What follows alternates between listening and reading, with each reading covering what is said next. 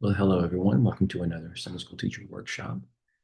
Just going to adjust the volume here, make sure that you can hear me well. All right. So,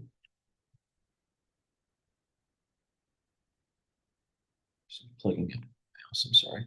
Um, we are here at the bottom of the screen, session 2 of Unit 12, Working with Wisdom.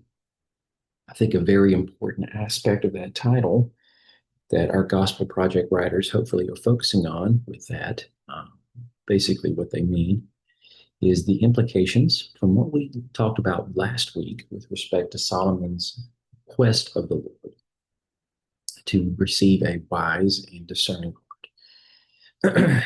Because if we are looking at a broader picture of what wisdom means with respect to the entirety of the biblical meta narrative, we understand that, as we focused on last week, wisdom is the understanding of what God's purpose is, not just for our lives individually, but for his people, because with respect to God's word, it's always written to the people of God rather than the person.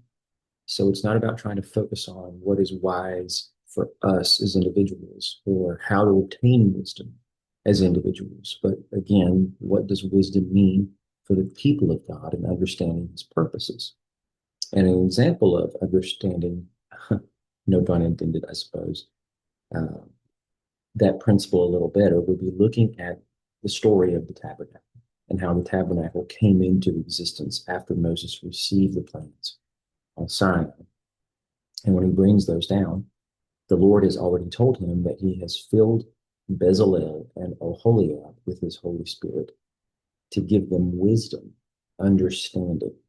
But now they're not using that wisdom for life decisions. They're using that wisdom and understanding for the sake of being able to perfectly and expertly craft everything within the tabernacle, every utensil from forks used in sacrifices to the gemstones that's going to be on the breastplate of the high priest, to how to mold the cherubim that will become the lid of the Ark of the Covenant, and sew every single piece of fabric together, whether it's embroidered with designs or not, and how to instruct everybody else in doing this. So that's wisdom. And that is a perfect representation, too, of how Lady Wisdom speaks of how she was used by Yahweh as an extension of Yahweh to weave herself into the very fabric of the cosmos, right?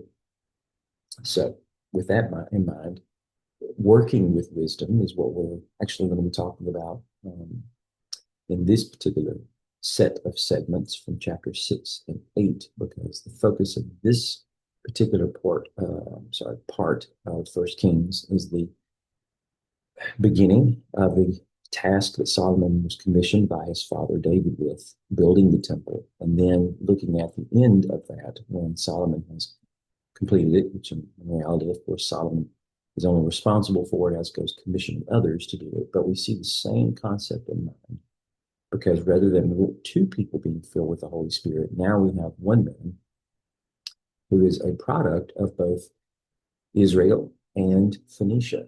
His father was Danite, excuse me, I believe it's his mother, and his father was actually Phoenician. And so he's a hybrid between the two. And in this man, we have both Israel and a representation of the nations in the kingdom of Tyre, Sidon, working together to build this house that eventually Isaiah would be calling this very same house a house of prayer for all nations, because it was always meant to be that, right? So anyway, without further gilding the lily, let's jump into this. Now, while we're talking about working with wisdom, though, let's make sure that we're connecting the concept of temple and tabernacle together. And there's something here that we need to understand. You recall from probably a few months ago when we were still talking in the opening sections of Samuel, that around the time that Eli was high priest and the people of Israel were being harassed by the Philistines, they decided to go out into battle. And when they lost the first skirmish, they decided to take the Ark of the Covenant with them into the second skirmish. And they lost that battle as well. But when the Philistines had realized they had basically, in their minds at least, defeated Yahweh by taking charge of the Ark of the Covenant. But they pressed that advantage and they made all the way back to Shiloh, where they eventually destroyed the tabernacle. And we know this from select writings in the Psalms and in Jeremiah, especially Jeremiah. He continues to beckon to the people of Israel in his day that the temple will provide them no security and no guarantee that Yahweh was with them, because as he destroyed Shiloh, and we recall that the only significant thing about Shiloh was the fact that the tabernacle had been there for hundreds of years until it was destroyed. And even though it may have been rebuilt, because portions of the tabernacle were packed up and brought up to Jerusalem and stored somewhere under the Temple Mount as part of the dedication ceremony of the temple Solomon built, it never functions fully as the tabernacle again, because the Ark of the Covenant is never placed back in that tabernacle again. It remains somewhat in exile, though housed within Israel's borders for decades, until eventually David, after he has conquered Jerusalem and made it his religious and political capital of Israel, has decided to bring it into the city and then pitch a tent for it. And then people began offering sacrifices there. In fact, the end of our story last week showed Solomon even went offered 1,000 bulls in front of the Ark of the Covenant in its tent in Jerusalem. And now it's being placed inside the temple. So with that in mind, we also need to understand what exactly was the tabernacle and how the temple, on a far grander scale, replaces the tabernacle but functions in exactly the same way as far as what the ultimate goal is. So that's the reason for this title. Eden's garden is now open for the nations. This is going to set us up for the next historical story that we're going to focus on. I believe next week we might be bouncing over to Proverbs from one Sunday, but our last lesson in Kings here will actually be the moment when the Queen of Sheba comes and talks with Solomon. So that's either next week or the week after.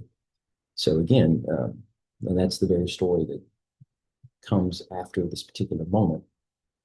And it's important for us to appreciate that, because that's the reason why the stories in Kings are stylized as they are, is to help us appreciate what exactly is the big picture here, right? So the big picture, if we're just regaling ourselves of Israel's history, you've heard me use the phrase that Israel is a corporate Adam, and that essentially the story of Israel being called out of Egypt and eventually planted in the land of Canaan is essentially the same story as Adam being made outside the garden, but then planted inside the garden.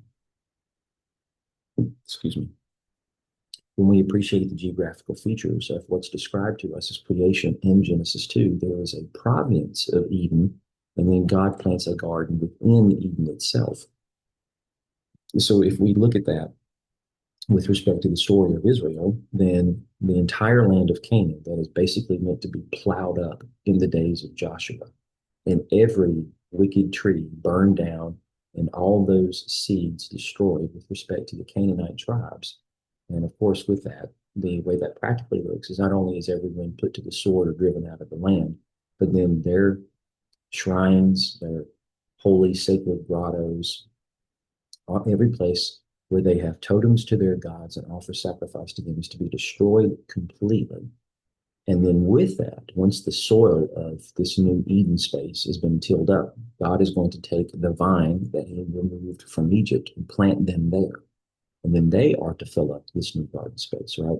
So that is the province of Eden, but the province of Eden needs its garden. Well, what is that? Well, the tabernacle was meant to be that to begin with. In fact, it was going to continue to be that until David decided he wanted to build a house for the Lord, but that's not something that Yahweh commissioned. And we know that from the words of Nathan, right? When he says, from the moment I have led my people up out of Egypt, even through the time of the judges, when did I ever command anyone to build me a house of cedar? So it wasn't something that God intended, but David wanted to do it. And so the Lord honors it. He allows this to happen. And he says he will choose this house for his name as long as David and his sons lead the people of Israel appropriately, and they follow him with their whole hearts, right? So that's the idea. And when we look at the imagery within the tabernacle, and especially within the temple, because the temple has the opportunity now to aggrandize those features in a far greater, far grander way, right? So whereas a good example would be, I see this on the screen here, we have but one seven-branched menorah or lampstand in the tabernacle. We have 10 of those lining the hall that is the holy place inside the temple, because of course the temple is a far bigger structure than the tabernacle was. So, and with that, we have decorations that are present in the temple that are not present in the tabernacle, but we have the rudimentary concept in the tabernacle that again Solomon just expands it. So when we are standing inside the holy place in the tabernacle, if we're taking the perspective of, say, Aaron, who's the one who's allowed to go in there more frequently because he has the right and the responsibility to trim the lamps, to replace the bread on the golden table where the bread is to be stationed every Sabbath and so forth. That if we look around, then we see these golden gilded walls with reliefs of gourds and trees and everything else carved into them. And we appreciate that you just walk through a heavy curtain that has cherubim embroidered on it. And we have another curtain right behind the altar of incense that also has cherubim embroidered on it.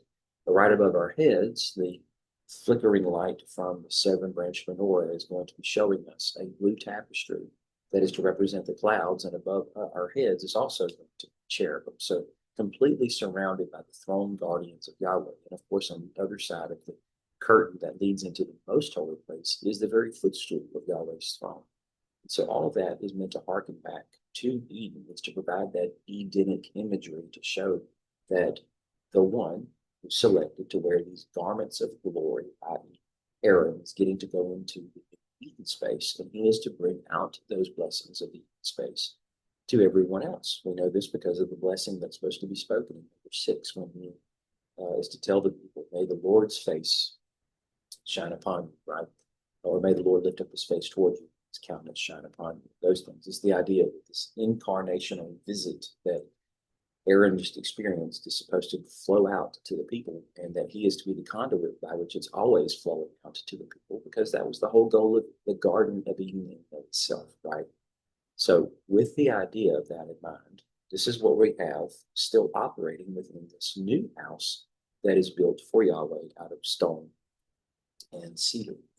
All right, so we're going to go to the left side of the screen first, and let's focus on a few things that are pointed out to us in the text of 1 Kings chapter 4 and 6, even though we haven't necessarily, we're not going to spend any time in those particular areas because, again, our key passages from chapter 6, so chapter 4 is not really what we're focusing on, but it's leading up to this particular moment. We need to appreciate what God has done to show us that ultimately they have been installed in this new Eden space. So as promised to Abraham, an innumerable people with an inheritance has finally come to pass. Now you may say, finally, wait a minute, make it sound like they're just entering into the land. No, they've been in the land for hundreds of years, true. But we recall this. This is what the Lord says in Genesis chapter 22. It's the final place he says this to Abraham. I will indeed bless you and make your offspring as numerous as the stars of the sky and sand of the seashore. Now notice in 1 Kings 4, in this prelude, this lead up to the building of the temple, this is what the author of Kings is telling us, that Judah and Israel were as numerous as the sand by the sea. They were eating, drinking, and rejoicing. So the truth is that this is the first and only time this is actually said true of the people of Israel. Between the time that the Lord mentioned this to Abraham and we have this mention of it again in 1 Kings 4, the only other time this phrase is used is in reference to Israel's enemies, that their armies number like the sand on the seashore or the stars of the sky. And of course, the author uses this as a play on words to show that the Lord is blessing the other nations rather than Israel. He is using nations who vastly outnumber Israel to punish them because of what they're doing in the days of the judges, when we find these phrases used most often. So this is actually the first time since the Lord spoke this promise last to Abraham that it is said of the people of Israel. So God has blessed them to this extent, finally. So things have, during the days, the 40-year kingship of David, moved in this direction now where it can be said that God has blossomed the people to this extent. And they, in large part, not every, but in large part, seem to be on the right track with respect to following Yahweh. with their whole heart. And we recall that on that day, the Lord made a covenant with Abram. Give this land to your offspring, from the brook of Egypt to the great river, the Euphrates River. So between the moment that the Lord spoke that promise to Abraham, or at the time still Abram, and he gives him the official borders of the land, we have not really an abrogation of that, but a modification of it through the words of both Moses and Joshua. Now, both Moses and Joshua affirm that the people may very well blossom from the border of the Euphrates River all the way down to the brook of Egypt. But when they are actually given their tribal allotments and the northern and southern borders are set, they don't start at the Euphrates or end at the brook of Egypt. So in other words, this becomes something of a conditional statement given first to Abraham. And that is, if the people obey the Lord and they not only agree to, but actually follow the terms of the covenant. But not just the covenant that is set with Moses, but which of course is just an expansion upon the covenant that's given to Abram. But even the covenant to Abram himself, right? That if they are faithful to these things, then God will bless them to that extent. So notice here in 1 Kings 4, Solomon ruled all the kingdoms from the Euphrates River to the land of the Philistines as far as the border of Egypt. So these two phrases so far is meant to help us understand, again, in the lead up to the building of the temple, how much the Lord has blessed Israel through mostly the kingship of David. Now, granted, he's continued to be gracious to them during all the period of Judges, in spite of the fact he was also punishing them for their treasonous sin against him. But he never lets them be extinguished, or pushed out of the land, or any of it. He continues to bless. And now he has sent a king after his own heart, even though he messed up. He still was a righteous man, a man after God's own heart through most of his kingship. And he ended his kingship well.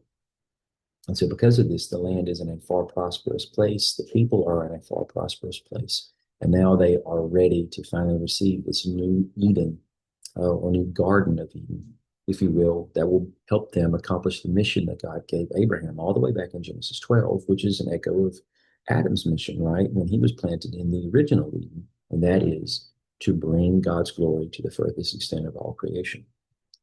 As promised to Moses, Yahweh will dwell with his people and be their God, because this is what he told them in Exodus 29. I will dwell among the Israelites, be their God.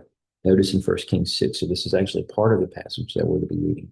I will dwell among the Israelites and not abandon my people Israel. That's one of the reasons why the Gospel Project writers chose that passage, because we have this sandwiched in between details of the building project itself. It almost seems a little out of place, but it's, of course, purposefully placed there and chiastically in the middle of all that to show that the pinnacle point of all this is that God is going to be dwelling amongst his people Israel, as he has been. But this is a chance for not only a renewal of that, but even a new chapter with respect to that, because again, now lifted up on this high place in Jerusalem, at a time when through King David's efforts, basically finishing what Joshua left the people of Israel to finish when he bowed out of the picture as their commander in the book of Joshua. But he has largely hindered all the nations around them from being thorns in their sides if Israel will continue to abide by, not just receiving the tribute that comes from these nations, but finishing the project of working to try to persuade them to become worshipers of Yahweh. And then this can spread far beyond that as well. So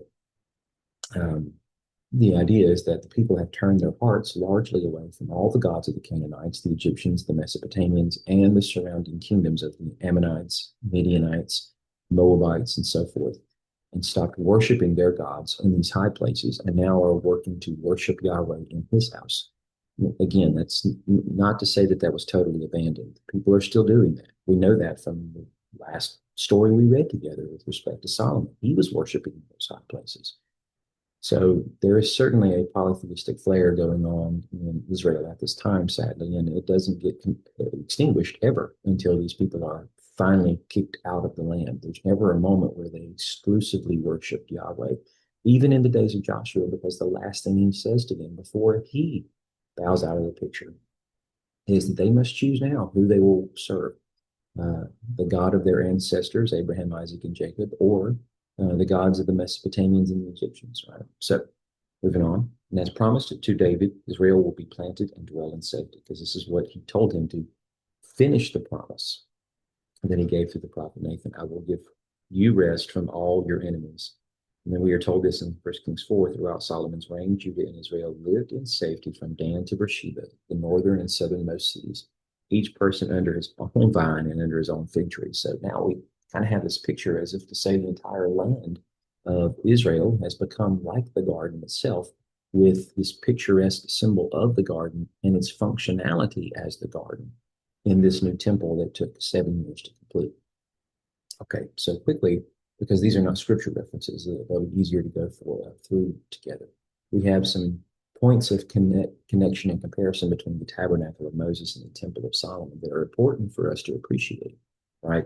Here we have the fact that they were designed, or I should say, the tabernacle was designed by Moses. Now, I put this in quotations because clearly Moses didn't design it. He was given a pattern, and the Lord told him to build everything according to the specifications of that pattern, not to deviate from that. But Moses is the one who receives this pattern. So I guess in a way you could say that it was, quote, designed by him, built by Bezalel and Aholiab, who were wisdom-filled men, right? We talked about it at the beginning.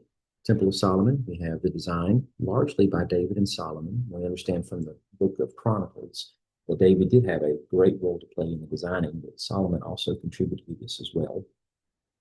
And he wasn't the only one, because, of course, King Hiram of Tyre and Sidon come and contribute to this. And we know from the other temples that were built around this time, because after Solomon dies and his son Rehoboam becomes king, it will be in Rehoboam's day that the kingdom is split. And within just a generation or two, we're going to have other temples to other gods being built in the northern kingdom of Israel, especially during the days of Ahab, when Jezebel wants a grand temple built to Baal. And of course, her father, Ethbal III, is the king of Tyre and Sidon at the time. So we know from the comparison of those other temples and holy places that they were Phoenician in design. The same can be said with respect to its comparison to the temple that Solomon built. It is Phoenician in design. That's not in any way an insult to it. It's there's a lot more to say about that. I don't really have the time. It's not syncretic. It's more subversive, as goes taking this concept of temple building that is largely Phoenician driven because of the fact it's so beautiful, it's so opulent, but it's used for the sake of building temples and holy sites to other gods, and now used to build a temple unto Yahweh, who has become the conqueror of those gods, because finally his people Israel have coalesced into one nation, unified together for the sake of fulfilling the mission that God has given them and worshiping him almost exclusively. I digress. Designed by David and Solomon and built by Hiram Abi. He is that Phoenician Hebrew hybrid, also wisdom filled, right? So it's important to know that we have that point of connection between the two. But now what I'm doing here in these lighter blue boxes in the middle here is just showing point for point how we had a rather simple design with respect to the tabernacle that has been aggrandized much more so by the temple that Solomon's building. Because we have just a simple goat hair covering over the tent that's really unattractive to the eye, because on the outside it just looks drab and gray. Here we have dressed, stoned, multi-chambered, multi-tiered buildings that serve as the temple itself. But on the inside of the tabernacle of Moses, its beautifully adorned gold inlaid room is a sight to behold, no doubt. That would probably be breathtaking. Again, it's rather simplistic in design, but breathtaking if one were to see it in its full functionality. But how much more so when you consider the hall that Solomon built, that's also beautifully adorned on the outside as well as on the inside. That's important because, again, with the tabernacle, you only get to see the beauty once you go in. On the outside, it's just that drab gray goat hair covering. The tabernacle, we have cherubim border curtains. We have the same thing with the temple, but we also have cypress boards that are embossed with cherubim, plus these large olive wood doors that also have cherubim carved into them, plus two massive 15-foot tall cherubim in the Holy of Holy place that are overshadowing the Ark of the Covenant, where there are also two other cherubim carved into the lid of the Ark of the Covenant. And the Ark of the Covenant is the only thing that we have record of that was preserved from the tabernacle and brought over to serve its same purpose in the temple.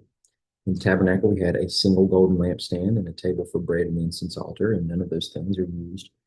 They are perhaps packed up, or maybe they've been destroyed. We really don't know because they're never mentioned again after what happened in Shiloh in the days of Eli. Here we have 10 golden lampstands, but we also have a table for bread and incense altar, but again, they were redesigned.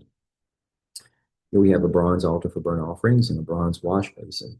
We also have a bronze altar for burnt offerings and a bronze sea.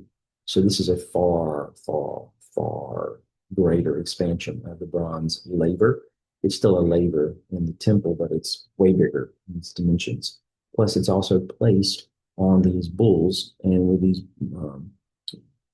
bronze water carts all sided. So this is probably one of the most on-the-nose features that one can get because, well, when we compare the temple to the Garden of Eden in Genesis chapters 1 and 2, what I mean by that is consider this. Here you have this big bronze sea on the backs of 12 bulls.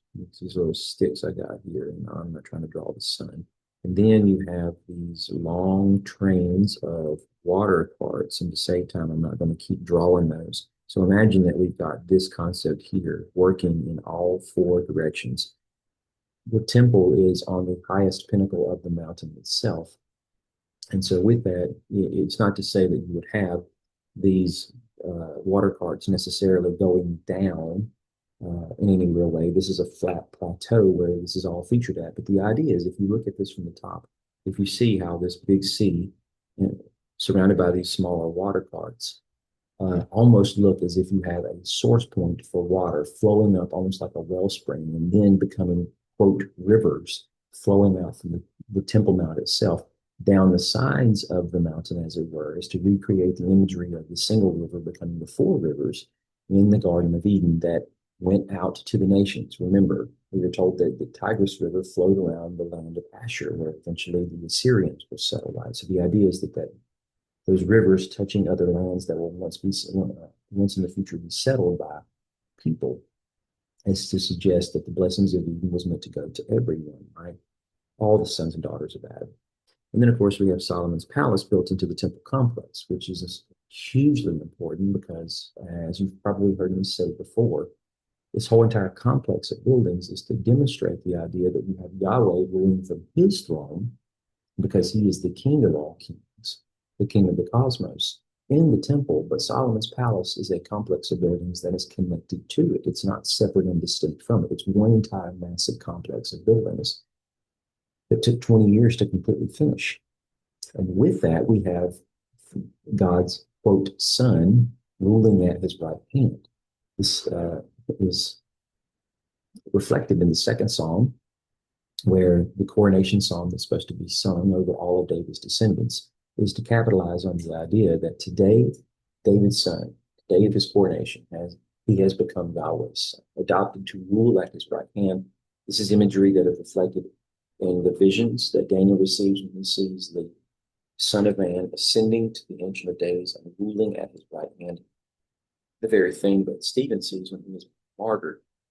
And the last vision he has before he closes his eyes is the Son of Man, who's now ascended that position per Daniel's vision, standing at the right hand of the Father, ready to receive Stephen. So let's get to these last darker blue blocks to make sure we get it. So the tabernacle was a tent for wandering people without a permanent residence, right? Now you say, well, hold on. It functioned for hundreds of years inside the borders of Israel when they began to conquer the land itself through Joshua. So they really weren't wandering people at that point. Yes and no. Again, at this moment, I don't have time to go into all the ins and outs of that. But the idea behind it being a tent was to always illustrate the idea that these people are somewhat still exiles in the world they live in because the covenant that God made with them is to create something of an isolationist atmosphere because they are not to be like the nations. The nations can come and be a part of him, but they can't be a part of the nations. And the nations can only really stand and watch at a distance. They can be living within the borders of Israel and they can join in on many of the festivities, but they can't completely participate until they become Jewish. A person cannot partake of the Passover if they are foreign born outside of Israel until they become circumcised. Um, at least that's for male. I'm not really sure what the precedent would be for a female, but you get the point. And this house required wisdom or understanding to totally construct. And the same can be said here with respect to the temple. But the temple is a house built by a Hebrew Gentile hybrid as a mountain bridging heaven and earth together, where everyone gets to come and worship Yahweh. And that's the intent of it, right? Is that the nations are now supposed to come and leave behind the spiritual darkness that they plunged themselves into, or they allowed, when the moment of the dispersion of Babel happened. To end that now and finally bring the people back into right covenant relationship with Yahweh by becoming a part of Israel. So I hope that's helpful. It, in some way has been beneficial in pairing what's going on and setting us up for the fact that this whole entire story from 1 Kings 4 through 1 Kings 8 is just a longer recapitulation of what happened with respect to Adam and Eve being planted in the garden and what they originally commissioned to do.